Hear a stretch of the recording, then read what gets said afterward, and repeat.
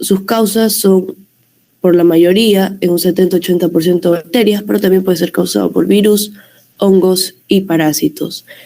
Para conocer un poco también de su epidemiología, por ejemplo, en Estados Unidos se presentan aproximadamente de 4 a 10 millones de casos cada año y es la sexta causa principal de muerte en ese país. Y la número 1 más frecuente de muerte por enfermedad infecciosa. La neumonía se clasifica dependiendo de varios criterios. En la actualidad se utiliza más en base en el entorno, es decir, en la comunidad o el hospital donde se adquieren. La neumonía adquirida en la comunidad se da antes de 48 horas del ingreso hospitalario o después de 7 días del egreso hospitalario. Y por otro lado, la neumonía intrahospitalaria o nosocomial se da después de 48 horas del ingreso hospitalario o antes de 7 días del egreso hospitalario. Cabe recalcar que en la neumonía intrahospitalaria es también donde se puede adquirir la neumonía por ventilación mecánica. La diferencia entre estos dos tipos de neumonía es principalmente de los patógenos en los que el individuo, el paciente, se puede infectar. En el caso de la neumonía adquirida en la comunidad, la causa más común de infección es Streptococcus pneumoniae. Y por otro lado, en la neumonía intrahospitalaria se encuentran con bacterias resistentes a fármacos, etcétera, como Pseudomonas aeruginosa. Hola, ¿me escuchan? Hola. Ay, ok. Sí, continúo. Que la mayoría de estas infecciones intrahospitalarias son causadas por bacterias. Entre ellas se encuentra la Pseudomonas aeruginosa, Staphylococcus aureus, Enterobacterias, Klebsiella y Serratia. Luego otra clasificación de la neumonía que también podemos encontrar es según el tipo de agente, sea este típico o atípico. Y lo que difiere estos dos tipos de neumonía son los signos y síntomas que va a presentar el paciente. Por ejemplo, en el típico se da con una expectoración purulenta, mientras que en el atípico uno de los signos y síntomas es una tos seca y más bien son síntomas extrapulmonares. Aquí podemos observar una foto en la derecha, donde en la foto superior se observa cómo afecta el agente que da signos y síntomas de neumonías típicas, que las bacterias se van a multiplicar extracelularmente en los alvéolos y van a causar los signos y síntomas típicos, que es inflamación y sudoración de líquidos en los espacios llenos de aire que son los alvéolos. Y la imagen inferior se refiere a las neumonías atípicas, que aquí no hay una infiltración alveolar ni esputo purulento, leucocitosis y consolidación lobular en los estudios de imagen del tórax. Finalmente tenemos según la distribución de la infección, que puede ser una neumonía lobular o una bronconeumonía. La neumonía lobular se refiere a la consolidación de una parte o de todo un lóbulo pulmonar, como se ve en la imagen, en la parte izquierda del pulmón, y la bronconeumonía, que es la consolidación irregular que afecta más de un lóbulo. En cuanto a los factores de riesgo, tenemos entre ellos la edad, que usualmente la neumonía afecta a los menores de 2 años y mayores de 65 años, tabaquismo, alcoholismo, desnutrición, que son parte del estilo de vida del paciente.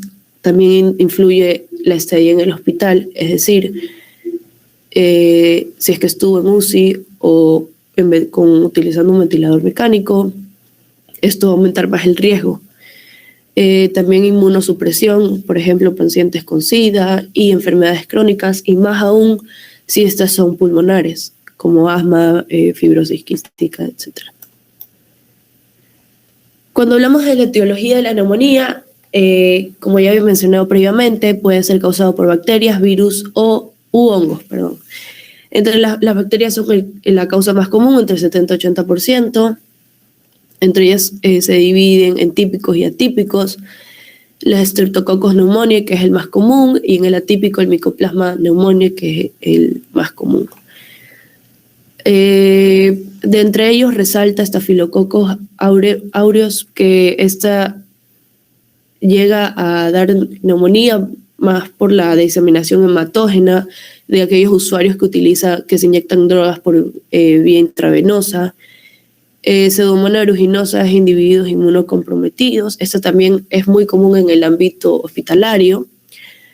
En cuanto a los virus que pueden causar neumonía en las vías respiratorias, usualmente esta va a desaparecer por sí sola en pocas semanas y es leve a comparación de la neumonía causada por bacterias.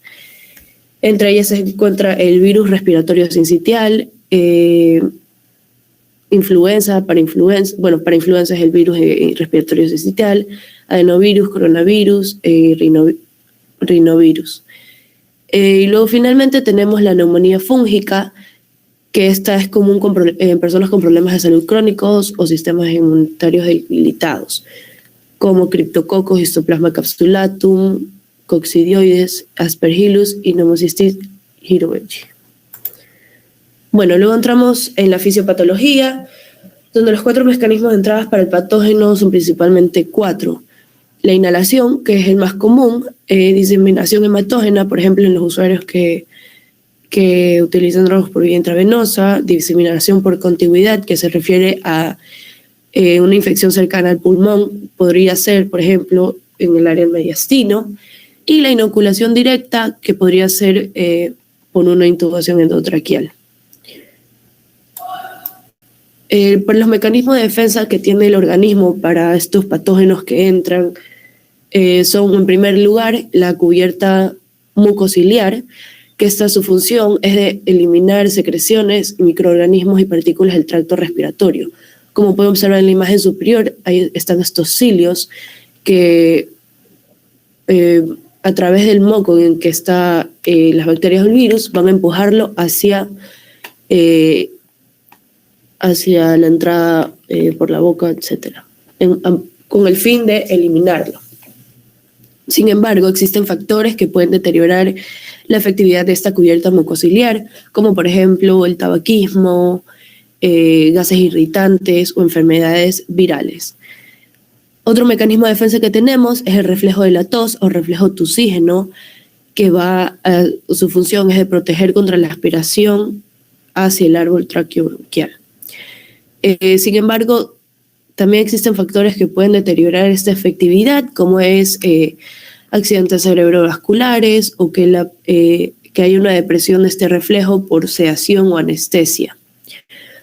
Luego tenemos la inmunidad por IgA, que esta es una defensa inmunitaria que se va a encargar de destruir los microorganismos. ¿Y cómo lo logra? La IgA se va a unir al patógeno y va a desencadenar una respuesta inmune. Sin embargo, para aquellos individuos que tienen un estado de inmunodeficiencia congénita o adquirida, se va a ver afectado. También tenemos la acción fagocítica y bactericida por macrófagos alveolares, que estos son los macrófagos que están permanentemente dentro del alveolo. Este se va a encargar de fagocitar, como dice el nombre, y eliminar los microorganismos y partículas extrañas procedentes de los pulmones. Y también va a ser afectado su efectividad por el tabaquismo, el alcohol o el escalofrío.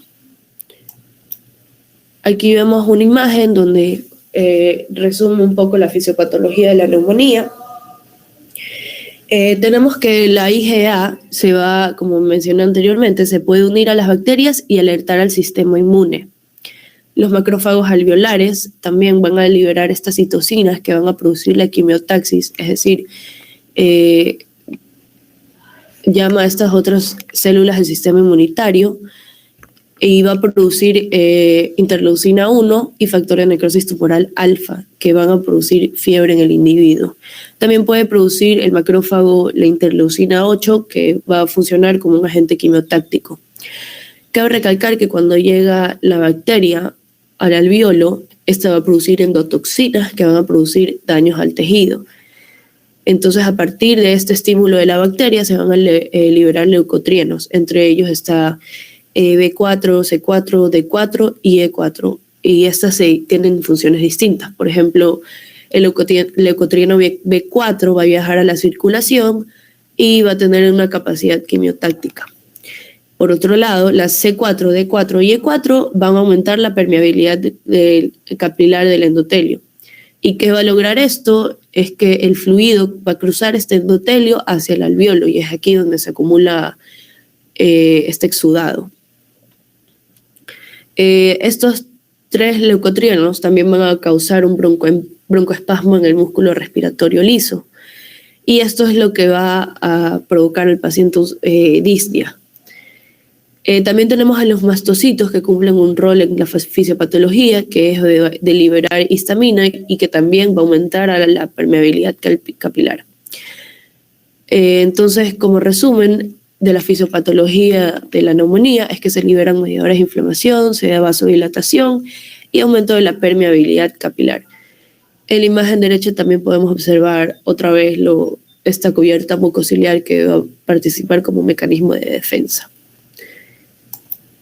Tenemos 4 etapas principales en la neumonía, que son la primera el edema, la segunda la hepatización roja, la tercera hepatización gris y finalmente la resolución. En la primera etapa, estos alvéolos se van a llenar con un líquido de edema rico en proteínas y van a contener también numerosos microorganismos. Esta etapa se da en el día 1 a 2 usualmente.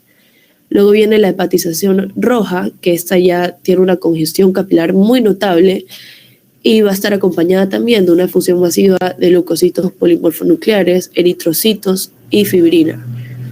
Que esto va a dar a la consolidación de la neumonía.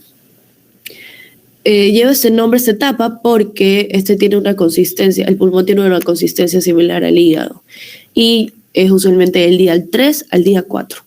Luego viene la hepatización gris, que es usualmente del día 5 a 7, o sea, 2 o más días.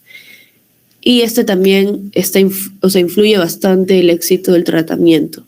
Y aquí principalmente va a estar caracterizada por el arribo de macrófagos que van a fagocitar estos componentes de la etapa anterior, o sea, las células polimorfonucleares fragmentadas, eritrocitos y desechos celulares. Y aquí ya hay una disminución de la congestión dependiendo del tratamiento. Y finalmente tenemos la resolución, que el exudado, en esta se va a ver que el exudado alveolar se va a eliminar y el pulmón va a regresar gradualmente a la normalidad. Y es en el día 8 en adelante. Y pueden ver en la gráfica de la derecha las distintas etapas. Los signos y síntomas los dividí según la clasificación de la neumonía típica o la neumonía atípica. La neumonía típica, el paciente va a tener taquicardia, taquipnea, fiebre, escalofríos, tos con expectoración purulenta o hemoptoica, dificultad para respirar y dolor torácico. Mientras que en la neumonía atípica va a tener, por ejemplo, dolor de cabeza, náusea, vómito, diarrea, fatiga, mialgias, fiebre leve y tos seca. Entre las complicaciones que puede estar implicada la neumonía, estas son graves, como por ejemplo la bacteriemia, que va a ocurrir cuando las bacterias entran al torrente sanguíneo, y esta es grave porque puede provocar un shock séptico. También tenemos trastornos pleurales, que son estas afecciones que afectan a la pleura, abscesos pulmonares como acumulación de pus en las cavidades de los pulmones y también insuficiencia renal y respiratoria. Para el diagnóstico, va a ser basado en historia clínica, examen físico y pruebas. La historia clínica nos va a ayudar con sus síntomas, el examen físico se puede escuchar en los pulmones con un estetoscopio y las pruebas usualmente se realiza la radiografía de tórax, como podemos observar en la imagen superior izquierda. También exámenes de sangre para obtener un conteo sanguíneo completo y saber si es que su sistema inmune está combatiendo actualmente una infección. Un hemocultivo también se puede realizar en el paciente. Pruebas de esputo para buscar las la bacteria, la muestra es de esputo o flema, la tomografía computarizada del tórax, que es la inferior, que esta se utiliza para demostrar si tiene complicaciones como abscesos pulmonares o derrames pleurales. El cultivo de líquido pleural, como podemos observar en la imagen derecha inferior, también se puede realizar una broncoscopía para observar el interior de las vías respiratorias de los pulmones, pero esto ya es cuando, si es que está grave el paciente y tienen a disposición estos para hacer estas pruebas. Pero usualmente se realiza una radiografía de tórax o examen de sangre. Sí. Bueno, para el tratamiento tenemos antibioterapia para las bacterias que son las más comunes. También se mencionan medicamentos antivirales, aunque la neumonía por virus se cura por sí sola. También tenemos medicamentos antifúngicos, oxigenoterapia, reposo, hidratación y ventilación mecánica en casos graves. Para los antibióticos de las bacterias tenemos penicilinas y betalactámicos, quinolonas y macrólidos. Para la prevención de esta neumonía se recomienda vacunación, pero esto no aplica a todas porque no se obtiene una vacuna de todas, sería más por las virales de gripe, etc. Buena higiene, no fumar, ya que fumando se daña esta cubierta mucociliar, etc. Y también tener un sistema inmune fuerte. Cabe recalcar que el tratamiento para las bacterias usualmente se utiliza un tratamiento empírico porque se demora, o sea, se utiliza esto basado en el conocimiento de cuál sería la bacteria más común, más probable según los signos y síntomas del paciente, pero esto actualmente es un problema porque debido a las bacterias resistentes a drogas, etc. Muchas gracias.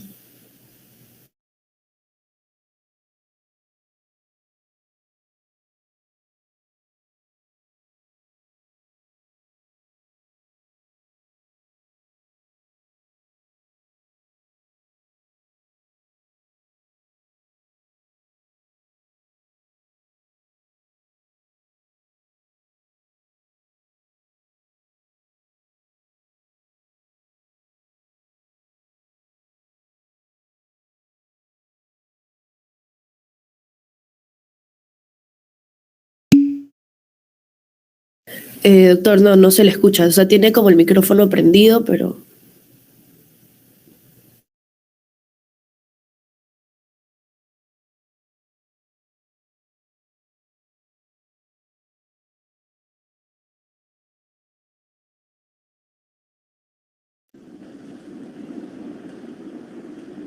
Hola. Ay, ahí sí, por fin. Sí, doctor, ahí sí se le escucha. ¿Qué problema esto? Perdóneme.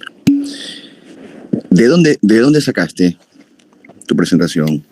Al final tengo la bibliografía. No muchos libros mencionaban sobre la neumonía, más se enfocaban en la clasificación. Hola. ¿Alguien te ayudó? No, o sea, vi videos en YouTube también que me ayudaron. Ya, ¿tienes familiares médicos? No tengo. Ya, no, ¿por qué? ¿Por qué te pregunto? Porque estuvo muy bien enfocado, o sea, te felicito. Se nota Gracias, doctor. Que buscaste y trataste de poner lo que se necesita. Ojo, en todas las exposiciones han estado perfectas. La persona que expuso terminología general es así, chiquito y básico. Así que sí, dije eso. En esa exposición no había mucha cosa que investigar. ¿Qué es? Cuando hablamos de neumonía, antes la gente se moría de neumonía, chicos. Estamos hablando de 20 años atrás. Era una enfermedad terrible, catastrófica. Ahora la neumonía te puede dar por salir de haberte bañado con agua caliente y al dormitorio con aire acondicionado. ¿Ya? Porque es una inflamación del parénquima pulmonar. Ese es el concepto que deben tener general en su cabeza. No es el que se usaba antes, que estaba asociado a bacteria a que no te pueden toser porque te van a contaminar, te va a pasar. No, la neumonía es la inflamación del pulmón. Sí, perdóname, Carla, ya grabo lo que queda, espera. Igual anoten lo que yo hablo y lo que les digo, que eso es lo que van a hacer en el banco de preguntas. Entonces, ese como concepto, ¿no? Vamos diferenciando concepto de asma, que era o el cuadro clínico, hiperreactividad bronquial, inflamación de las vías aéreas, aumento de la secreción de moco. Listo. EPOC. Bronquitis crónica, tos persistente por un periodo de 3 meses por 2 años consecutivos. Acuérdense que no es que va a toser los 2 años. Tos productiva. Enfisema. ¿Quién me hace acuerdo del concepto de enfisema? ¿Quién expuso enfisema?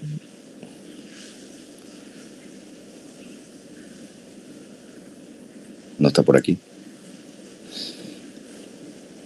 Rafaela. Sí, el enfisema se da por el daño de las estructuras de los alvéolos. Ajá, perfecto. ¿Y cuál es la unidad funcional del pulmón?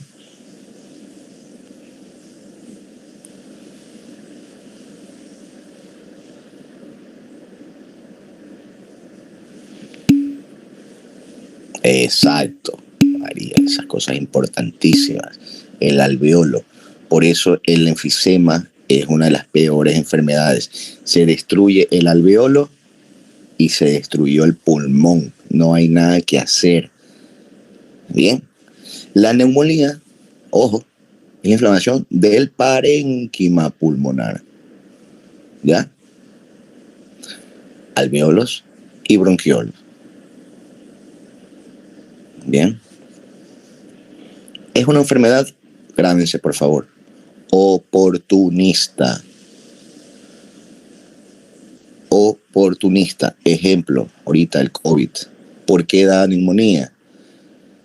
Paciente inmunodeprimido, con afección del tracto respiratorio, virus que se aloja en la faringe. Una persona que esté con comorbilidades, quiere decir que sea diabético hipertenso, que tenga sus defensas vulnerables, ¿qué pasa? ¡Pum! Neumonía. Gordito, sedentario, fumador, neumonía. Entonces es una enfermedad oportunista. Si yo estoy sano, bien nutrido y en este momento ingreso a una sala de neumonía de un hospital y me tosen todos y yo sin mascarilla, no me va a dar neumonía. Si yo estoy inmunodeprimido, viene la neumonía. Un segundo, por favor.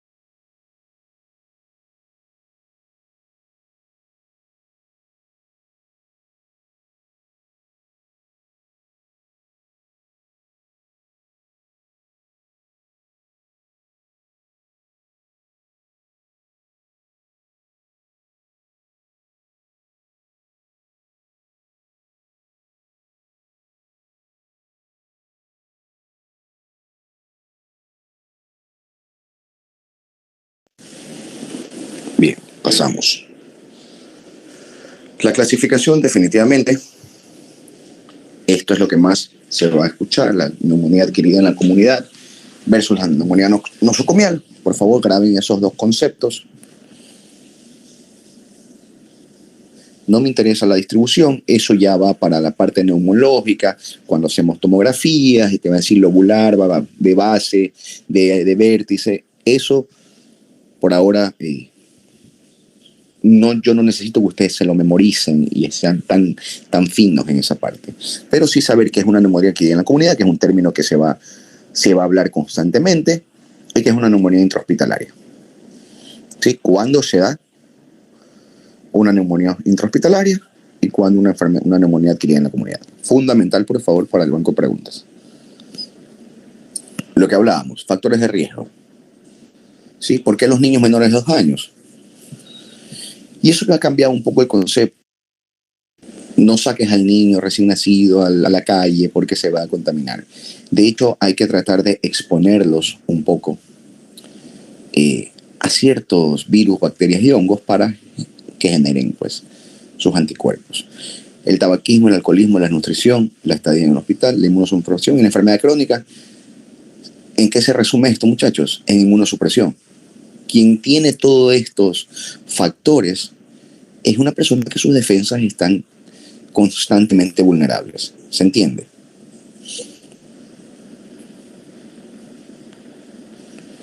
Definitivamente aquí les voy a preguntar la etiología más común de la bacteriana, Streptococcus pneumoniae, la etiología más frecuente del virus, la influenza, y la etiología más frecuente del hongo. Créanme que yo he visto mucho por Aspergillus, ¿ya?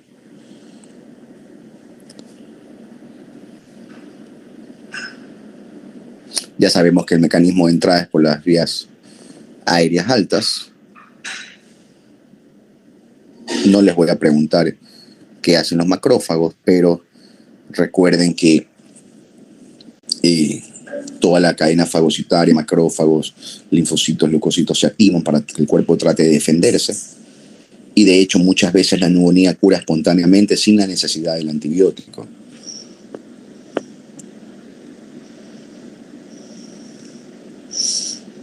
A ver, esta es otra parte importantísima que espero que la podamos ver en el muñeco simulador la próxima semana. ¿Cómo es una neumonía típica? Por favor, la triada. Rafaela, ¿cuál es la triada clásica de la neumonía?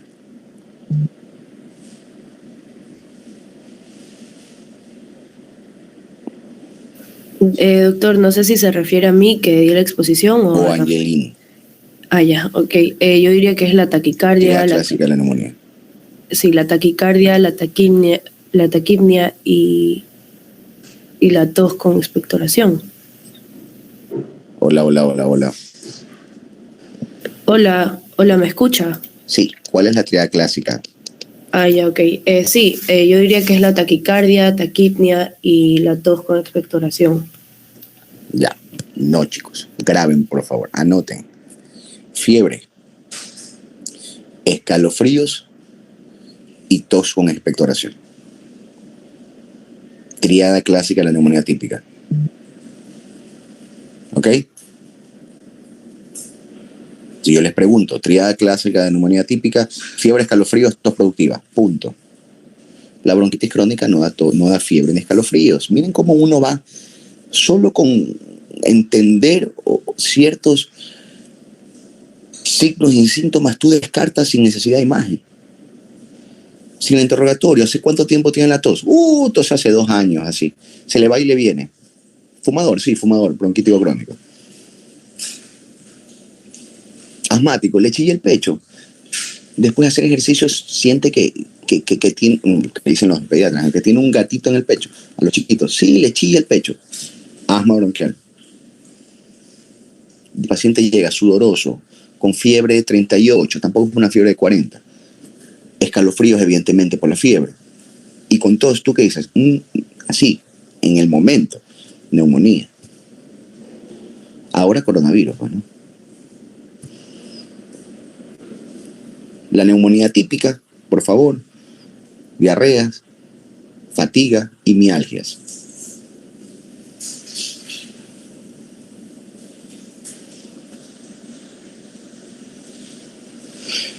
Bueno, las complicaciones creo que ya ustedes las saben. hay un problema con los antibióticos. Antes una neumonía se curaba fácilmente con un macróleo, chicos. Bien, con una cefuroxima. Pero ahora ustedes ven que la neumonía ya necesita ingreso hospitalario. Sí, de acuerdo, Lionel. Hay una resistencia antibiótica porque cuando nos da gripe y nos duele la garganta, vamos a la farmacia y pedimos un antibiótico. Entonces, antes la neumonía no necesitaba un ingreso hospitalario. La neumonía era tratamiento completamente ambulatorio. En 7 a 10 días estabas curado. Ahora necesitas ingreso hospitalario, que te pongan imipenem, vancomicina, bueno, y antibióticos, pero para caballo. Justamente por la resistencia o la inteligencia de los virus, estas bacterias u hongos, que han creado al abuso de los antibióticos. Método diagnóstico gold estándar, radiografía estándar de tórax. Después vendrá la tomografía, etc. Pero con una radiografía tú ya tienes el diagnóstico. ¿Qué se ve?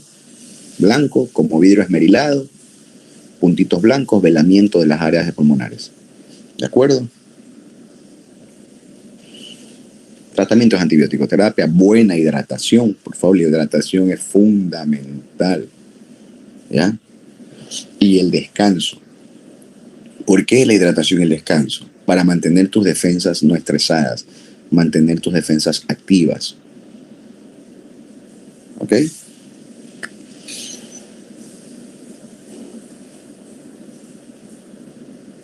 Angeli, perfecto, te felicito. Muy buena exposición. Como les dije, 15 diapositivas, claras, concisas, temas que realmente este es un tema que les va a servir. Así, ¿ya? Te lo van a recordar toda su vida. Yo soy traumatólogo y puedo diagnosticar una neumonía. No se me va a olvidar nunca.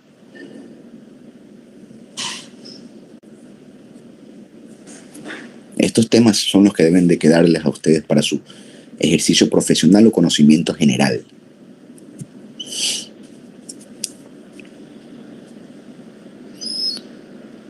Bueno, les voy avisando con tiempo el día de mañana que me dice Iván para el simulador, ¿ya?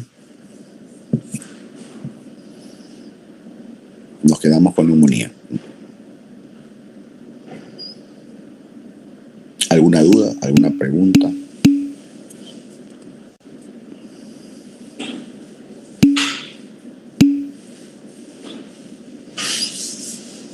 ¿Todo les queda claro? ¿Algo que quieran preguntar? Les repito, no se llenen de... La teoría es diferente. A lo mejor verán 100 diapositivas de neumonía, ¿ok? Pero esto, lo que expuso Angeli, eso es lo que deben saber y eso realmente es lo que se les va a grabar de aquí hasta que sean médicos.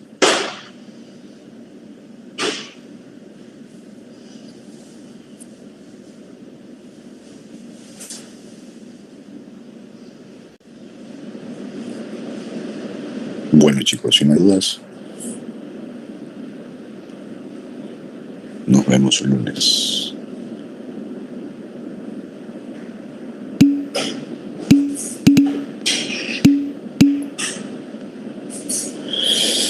E igualmente para ustedes.